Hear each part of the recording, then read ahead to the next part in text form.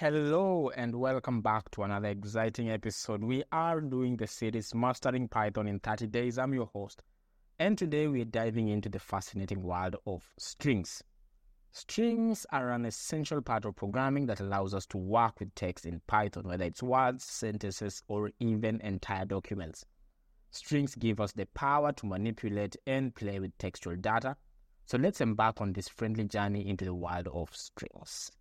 Remember, we encourage you to practice, so we have attached some links that will lead you to Python interpreters and Google Colab. Please do practice as we go along.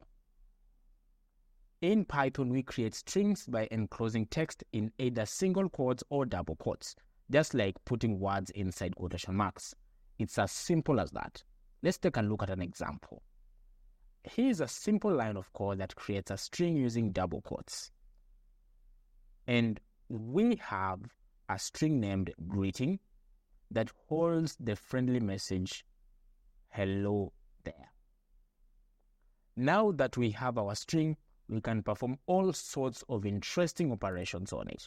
Let's explore some of the tricks we can do with strings. One of the most useful tricks is string concatenation.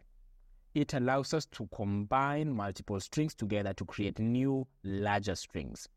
It's like connecting puzzle pieces to form a beautiful picture. For example, let's say we have two strings, greeting and name. We can use the plus operator to concatenate them and create a personalized message. When we run this code, it will display the message, hello there, my name is John. It's a way to introduce ourselves into strings concatenation. But wait, there is more.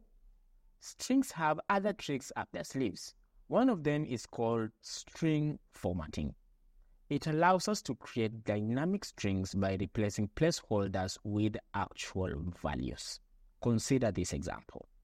In this code, we have a string with placeholders that we can fill in with the format function.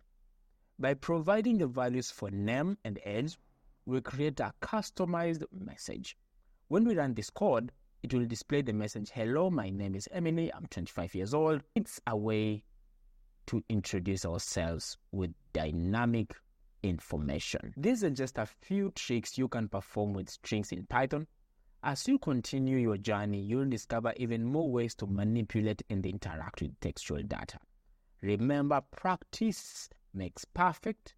So take some time to experiment and have fun with strings, and you'll be amazed at what you can create. So that's a wrap for today. Remember to subscribe to our channel so you won't miss any future episodes where we dive into more exciting topics.